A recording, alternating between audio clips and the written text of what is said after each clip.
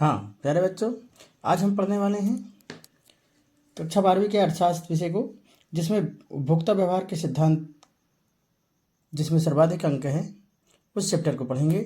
और सबसे पहले हम देखते हैं उपयोगिता। यही सब चीज़ ऐसा प्रश्न है जो बार बार रिपीट होता है, तो अगर आप इसको समझ लिए तो सब चीज़ को समझ जाएंगे। आइए सबसे पहले उपयोगिता को देख लेते हैं। उपयोगिता होती क्या है?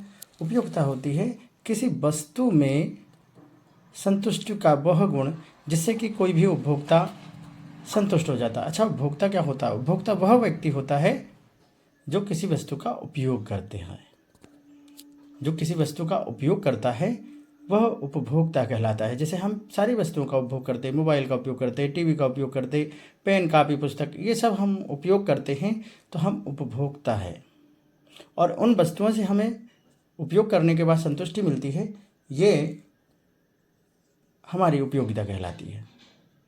आइए इसमें हम सबसे पहले समझ लिए हैं उपयोगिता क्या होती है। अब इसमें हम देखेंगे एक एक करके सीमांत उपयोगिता क्या होगी, कुल उपयोगिता क्या होगी और औसत उपयोगिता क्या होगी।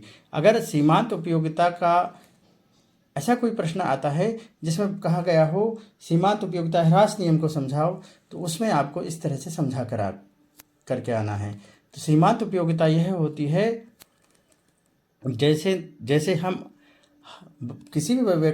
किसी भी वस्तु की हर एक इकाई का उपयोग करते जाते हैं, तो जैसे जैसे उपयोग होता रहता है वैसे वैसे उस वस्तु की उपयोगिता हमारे लिए कम होती जाती है।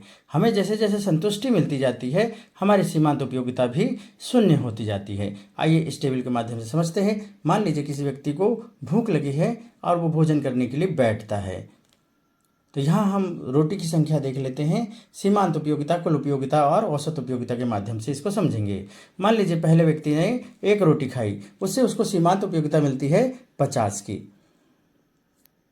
जैसे ही वो दूसरी रोटी उपयोग करता है, वो यह सीमांत उपयोगिता उसकी कम हो जाएगी, 40 की उसको अब एक सीमांत उपयोगिता मिल रही है।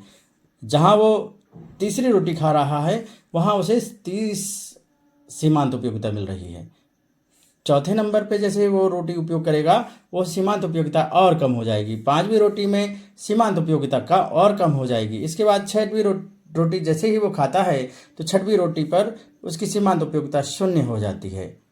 और 7वीं रोटी अगर ज़बरदस्ती करके उसको खिलाई जाती है, तब उसकी सीमांत उपयोगिता ऋणात्मक हो जाती है। वो उसे अपन मान लेते हैं कि -10 होगी। तो सीमांत उपयोगिता क्या है? हर रोटी से हमें जो संतुष्टि मिल रही है वो हमारी सीमांत उपयोगिता होगी, और हमारी हर रोटी खाने से हमारी सीमांत उपयोगिता भी कम होती जा रही है कि हम इसके बाद रोटी खाना बंद कर देंगे। जैसे जैसे ही हम रोटी खाते जाएंगे हमें उतनी संतुष्टि मिलती जाएगी। यह सीमांत उपयोगिता होती है। आइए आगे बात करते हैं हम कि कुल उपयोगिता क्या होती है। जहाँ कुल उपयोगिता की बात करते हैं, तो कुल उपयोगिता जब हम सीमांत उपयोगिता को एक एक रोटी या एक एक इकाई का उपयोग करने से हमें प्राप्त होती है, उसका योग ही हमारी कुल उपयोगिता है। किस तरह से? यहाँ देखेंगे हम, पहली रोटी जब हमने खाई तो सीमांत उपयोगिता 50 थी, तो हमारी कुल उपयोगिता भी 50 थी। दूसरी रोटी पे 40 सीमांत उपयोगिता हो गई, तो इस तरह से हमारी 50 और 40 कुल उपयोगिता 90 हो गई। तीसरी रोटी पर हमारी कुल उपयोगिता 90 और 30 120 हो गई। ऐसे ही यहाँ पर 120 और 20 140 हो गई, 140 और 10 150 हो गई। पर 6वीं रोटी पे हमें शून्य उपयोगिता प्राप्त हुई है, सीमांत उपयोगिता, तो यहाँ हमारी कुल उपयोगिता 150 और 0 150 ही रही। 7वीं रोटी पर सीमांत उपयोगिता ऋणात्मक रही, तो कुल उपयोगिता हमारी घट गई है। तो इस तरह से कुल उपयोगिता जो है सीमांत उपयोगिता का ही योग कहलाता है। तो पूछा जाता है प्रश्न कि कुल उपयोगिता किसे कहते हैं, तो हम लिखेंगे कि जब हम किसी वस्तु का उपयोग करते हैं तो सीमांत उपयोगिता जो होती है, सीमांत उपयोगिता का योग ही कुल उपयोगिता कहलाता है। आगे बढ़ते हैं हम औसत उपयोगिता की ओर। तो औसत उपयोगिता क्या होती है? औसत उपयोगिता की जब हम बात करते हैं, तो औसत उपयोगिता में हम अगर देखें तो कुल उपयोगिता में उपयोग की गई इकाई का अगर अपन भाग दे दें, जैसे कुल उपयोगिता 50 थी, 1 का भाग दिया, औसत उपयोगिता 50 मिल गई। कुल उपयोगिता 90 थी, 2 का भाग दिया 45 हो गई। 120 थी कुल उपयोगिता, 3 का भाग दिया 40 हो गई। 140 थी कुल उपयोगिता, 4 का भाग दिया 35 हो गई। 150 थी कुल उपयोगिता, 5 का भाग दिया 30 हो गई। 150 थी कुल उपयोगिता, 6 का भाग देके 25 हो गई। 140 थी कुल उपयोगिता, 7 का भाग देके 20 हो गई। अतः हम कह सकते हैं कि औसत उपयोगिता जो होती है, जब हम कुल उपयोगिता में उपयोग की गई वस्तु का भाग देते हैं तो हमें औसत उपयोगिता प्राप्त होती है। तो मेरे प्यारे बच्चों, अभी प्रश्न जो है आपके बोर्ड परीक्षा में आने वाला है, सीमांत उपयोगिता ह्रास नियम को समझाइए। तो आप वहाँ लिख लेंगे कि जैसे जैसे हम, इसका नियम यही कहता है, जैसे जैसे हम किसी वस्तु का उपयोग करते जाते हैं हमारी सीमांत उपयोगिता अगली इकाई के साथ कम होती जाती है। और कुल उपयोगिता का सीमांत उपयोगिता से क्या संबंध है कि भाई सीमांत उपयोगिता का योग ही कुल उपयोगिता कहलाता है। और औसत उपयोगिता का क्या संबंध है? जब हम कुल उपयोगिता से उपयोग की गई संख्या की इकाइयों का भाग दे देते हैं तो हमें औसत उपयोगिता प्राप्त होती है। इस तरह से हमारा उपयोगिता ह्रास नियम कंप्लीट होता है। प्यारे बच्चों, हम इसमें यहाँ देख रहे हैं सीमांत उपयोगिता की मान्यताएं क्या क्या हैं। अगर हम ध्यान दें तो अभी हमने ये टेबल समझी है, जिसमें हमने देखा है कि जैसे जैसे हमारी प्रति इकाई उपभोक्त बढ़ता है वैसे वैसे हमारी सीमांत उपयोगिता घटती जाती है और वैसे वैसे हमारी कुल उपयोगिता भी बढ़ती है और एक समय में ऋणात्मक होती है। तो इसकी सीमांत उपयोगिता की मान्यताएं क्या है, ये मान्यताएं भी आपको लिखना पड़ेगा। तो पहली मान्यता क्या है कि जब हम किसी वस्तु का अधिकतम उपयोग कर लेते हैं वहाँ हमारी पूर्ण संतुष्टि प्राप्त हो जाती है, तो हमारी कुल उपयोगिता अधिकतम होती है। ये पूछा जाता है, याद रखिएगा कि जब हमें किसी वस्तु की इकाई के उपयोग से संतुष्टि मिल जाती है, पूर्ण संतुष्टि मिल जाती है जिसे अपन कहते हैं, वहाँ कुल उपयोगिता हमारी सर्वाधिक होती है। पहला नियम समझ गए? फिर से सुन लीजिए। जब हम किसी वस्तु का निरंतर उपयोग कर लेते हैं तो उसकी अधिकतम इकाई से जब हमें पूर्ण संतुष्टि मिल जाती है तो हमें कुल उपयोगिता भी सर्वाधिक होती है।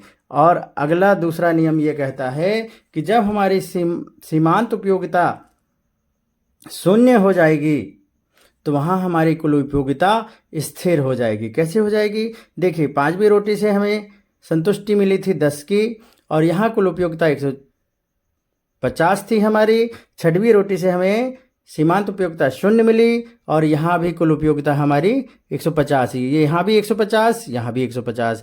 इसलिए हम कहते हैं कि जब हमारी सीमांत उपयोगिता 0 होती है तो कुल उपयोगिता हमारी 150 या यूँ कहें हम कि स्थिर होती है। मतलब सीमांत उपयोगिता अधिक 0 होने पर कुल उपयोगिता हमारी स्थिर हो जाती है। आगे हम बढ़ते हैं। ये दूसरा नियम हो गया कि सीमांत उपयोगिता 0 होने पर हमारी कुल उपयोगिता स्थिर हो जाती है। हमारा तीसरा नियम कहता है, क्या कहता है भाई? जब हमारी सीमांत उपयोगिता ऋणात्मक हो जाएगी, जब हमारी सीमांत उपयोगिता ऋणात्मक हो जाएगी तो हमारी कुल उपयोगिता घटेगी। ये 3 नियम हैं। क्या समझ गए आप? पहला नियम, जब हमें पूर्ण संतुष्टि मिल जाएगी तो हमारी कुल उपयोगिता अधिकतम रहेगी। क्या रहेगी? अधिकतम रहेगी। और दूसरा, जब हमें सीमांत उपयोगिता हमें 0 मिलेगी उस समय कुल उपयोगिता हमारी स्थिर हो जाएगी। और तीसरी इसकी मान्यता है, जब सीमांत उपयोगिता ऋणात्मक हो जाएगी तो हमारी कुल उपयोगिता घट जाएगी। ये हमें तीन नियम इसमें से याद करना चाहिए, क्योंकि सीमांत उपयोगिता से ही कुल उपयोगिता निर्भर करती है। और ये प्रश्न बार बार आते हैं, खालिस्तान में भी आ सकते हैं, इसलिए याद रखिएगा। ये तीनों मान्यताओं को आपको याद रखना है। और ऐसा ही संबंध यहाँ भी है हमारा। कैसा? कि औसत उपयोगिता प्रत्येक एक इकाई के उपयोग करने के साथ साथ घटती जाती है। यहाँ देखेंगे हम 50 से 45 से यहाँ पे 20 तक पहुँच गए, मतलब हमारी औसत उपयोगिता निरंतर घटते जाएगी, पर कुल उपयोगिता हमारी अधिकतम होगी, फिर स्थिर होगी और घट जाएगी। सीमांत उपयोगिता को देखें हम तो सीमांत उपयोगिता पूर्ण संतुष्टि पर जाके सबसे निचले स्तर पर होगी, फिर उसके बाद 0 पे जाएगी, उसके बाद ऋणात्मक हो जाएगी। इस तरह से हमारी सीमांत उपयोगिता, कुल उपयोगिता और औसत उपयोगिता है। इस वीडियो को देखें, बार बार सुनने का प्रयास करें और इन्हीं शब्दों को आपको लिख के आना है जो आपने सुना और देखा।